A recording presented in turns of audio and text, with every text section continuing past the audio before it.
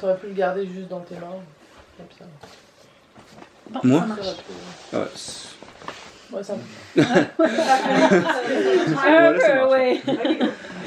Juste voir de quoi qu'il y a de l'air. ouais, il a écrit enregistré, normalement. Ah oui, ben oui, on le voit bien comme ça.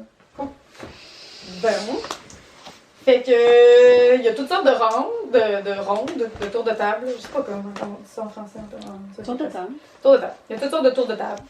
Il y a ceux que je vous ai déjà parlé dans la prise de décision. Fait que les tours de table de questions de clarification, des tours de table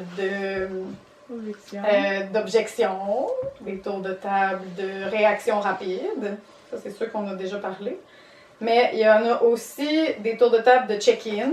Fait qu'au début de la réunion en sociocratie, on fait tout le temps un tour de table pour savoir comment les gens vont, avec quoi vous arrivez, comme on s'intéresse aux émotions. Puis si c'est le seul moment qu'on en parle, ben moi, il y aura eu ce moment-là où on se sera dit comment ça va. Puis pour vrai, ça fait tellement de différence. Là. J'ai deux collaborateurs là, avec qui on fait souvent des meetings. Puis une fois, on l'a oublié. Puis on s'est pogné dans ce meeting-là. Fait que si au départ, moi j'étais stressée parce qu'on était dernière minute, les autres, il y avait peut-être d'autres choses. Si au départ, je l'avais déposé, là, que j'étais stressée, qu'on n'avait pas beaucoup de temps, puis que j'avais envie qu'on y aille au toast, ben les gens l'auraient su, tu sais. Puis ils auraient pu me dire, eux, comment ils se sentaient. Puis Eric, j'avais l'impression qu'il filait pas cette journée-là, toute la rencontre, mais je savais pas c'était quoi, tu sais. Puis il était comme endormi, puis tout. S'il avait dit au début qu'il avait pas dormi parce que son bébé avait pleuré toute la nuit, ben j'aurais eu bien plus d'empathie pour le fait qu'il était un peu slow-mo puis qu'il se rappelait plus de qu'est-ce qu'on avait dit la dernière fois, tu sais. Fait que c'est juste un exemple vraiment concret que de dire comment qu'on va au début de la réunion, ça peut genre être une méga prévention pour plein de conflits qui nous ralentiraient. Fait que là, on pourrait se dire, mais ça prend du temps quand on parle d'émotions. Ben non, ça prend pas plus de temps. Ça fluidifie vraiment le tout. C'est une illusion, le fait que ça prenne du temps. Puis il y a un check-out aussi à la fin. Comment ça a été pour vous la réunion? Qu'est-ce que vous amélioreriez? Puis donner de la gratitude, n'importe quoi qui s'est passé pendant la réunion. Closing rounds. Fait que c'est ça, pour les différents types de tours de table. Puis je vous dis, c'est super dur de faire ça, parce qu'on n'est pas habitué, ça nous déclenche, on est comme, mais moi j'aurais quelque chose à dire maintenant à ce que la personne vienne répondre. Mais savez-vous quoi? On est capable d'attendre, puis on peut se faire une petite liste de choses qu'on aimerait dire, puis là, ça fait que quand ça va être notre tour, on va répondre, mettons, à Alex. Ah, moi, par rapport à telle affaire, j'aimerais dire ça. Par rapport à telle affaire, j'aimerais dire ça. Puis on peut commencer aussi par notre propre idée qu'on avait au départ, puis après ça, on répond aux gens. Fait qu'il va y avoir du stock dans ce qu'on va dire, mais ça fluidifie vraiment beaucoup, là. Puis on devient bon. J'ai vu des communautés, là, où est-ce que il était vraiment, vraiment rendu bon. Puis, tu sais, mettons, il y avait une proposition qui était faite, puis il faisait au début une ronde juste de qu'est-ce que vous aimez. Puis après ça, une ronde de qu'est-ce que vous aimez pas. Tout le monde a juste dit des choses qu'il aimait dans la première ronde. J'étais comme, oh mon Dieu, les gens aiment vraiment beaucoup cette proposition.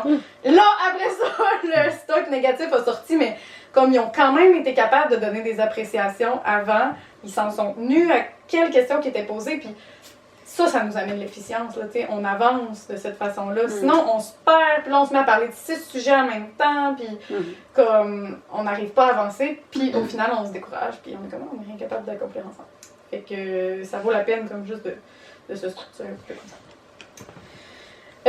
Fait que c'est ça. Finalement, il y a d'autres pratiques qui existent que je vous parlerai pas là, parce que ce serait trop long, mais il y a le processus de sélection sans candidat. Quand on choisit quelqu'un dans un rôle, c'est une élection sans candidat. C'est-à-dire que la personne n'a dit pas genre « Ah, moi j'aimerais ça le faire ». On nomine des gens en fonction de qui qu'on trouve qui serait bon pour faire la chose. Puis ça fait de la magie, là. Ça donne confiance au bout de se faire dire « Ah, Audrey, elle serait bonne pour ça parce que bonne affaire, telle affaire ». C'est comme... J'aurais jamais pensé prendre ce rôle-là, mais finalement, je pourrais le faire. Fait que c'est full en puissance, puis ça bâtit le lien aussi entre les gens. Ça fait qu'on se sent apprécié. C'est fun. Il y a un format de meeting qui est proposé avec le check-in au début, après ça, l'administration, genre le meeting prochain va être quand, accepter les meeting notes, tout ça. Puis il y a des rôles aussi qui sont proposés par la sociocratie, genre d'avoir un facilitateur, un coordonnateur, un secrétaire, puis un délégué, qui fait en sorte que, tu sais, c'est comme ça a été juste réfléchi, genre, qu'est-ce qui fonctionne bien, là, tu sais, tu peux pas être facilitateur puis preneur de notes en même temps, genre, bon, on te le dit dès le départ. Mais ça nous est tous passé par la tête de le faire. En fait, si vous avez été dans des meetings puis que vous êtes comme moi, là, non, ça m'est passé par la tête. C'est peut-être plus ça que j'essaie de dire. Mais il y a des choses, c'est ça, des rôles qui sont compatibles de les faire ensemble, d'autres que non, puis ça propose vraiment comme une structure. Ça, c'est le genre d'affaires qu'on peut prendre ou pas de la sociocratie, mais qui fait que ça fluidifie. Puis, ah oui, il y a les revues de performance aussi, les peer reviews, là. Comme chaque personne qui est dans un rôle, c'est le rôle qu'on évalue et non la personne. T'sais. On évalue la personne dans le rôle et non l'individu. Puis on va faire ça à intervalles réguliers, à des moments qui sont prévus pour ça. Fait que quand on sait qu'on va se faire donner du feedback, on peut se préparer, on peut se donner de l'amour avant. C'est pas tout le temps un bon moment pour recevoir du feedback. Puis des fois, quand on veut donner un feedback, ben, on est inconfortable, on n'a pas le goût de faire ça n'importe quand. Là, il y a un espace qui est créé pour ça. Fait que c'est important le feedback parce que ça permet de s'améliorer, puis ça permet de savoir qu'est-ce qu'on a fait de bien. Mais c'est vraiment aidant que ça soit fait à un moment particulier. Puis ça, ben, la sociocratie amène ça aussi. Puis elle amène une façon de faire. Là. Comme on commence par telle affaire, après on dit telle affaire. Ça aide à ce que ça passe mieux, des fois quand c'est des feedbacks plus difficiles. Puis ça aide à s'assurer de l'avoir le feedback. Voilà, puis une dernière affaire que j'aime vraiment beaucoup de la sociocratie, c'est le principe de participation élégante. Ça veut dire, dans le fond, est-ce que mon comportement en ce moment, c'est la plus grande contribution que je serais capable de faire à l'efficience de notre collaboration? Pas plus, pas moins. Tu sais, c'est comme dans les 4 accords Toltec, là. Le 4e accord Toltec, c'est faites de votre mieux. Pas plus, pas moins. Moi, je le vois exactement comme ça, en fait. J'avais jamais fait ce lien-là, mais c'est la même affaire.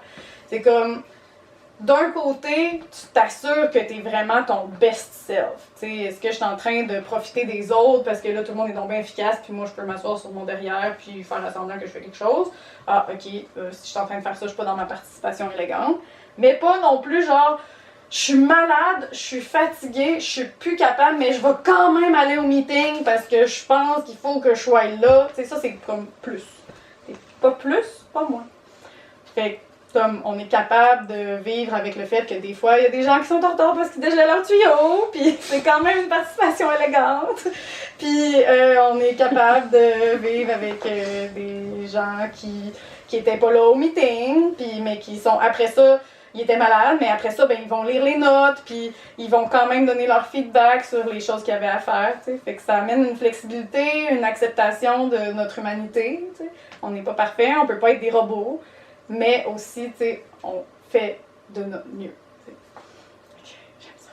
Oui, c'est tout dans la nuance, dans l'intégration. Voilà! Hey! Bravo! Meilleure course sociocratie ever. J'espère.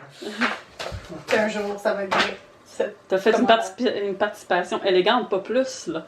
J'ai pas fait plus, T'as pas fait effectivement.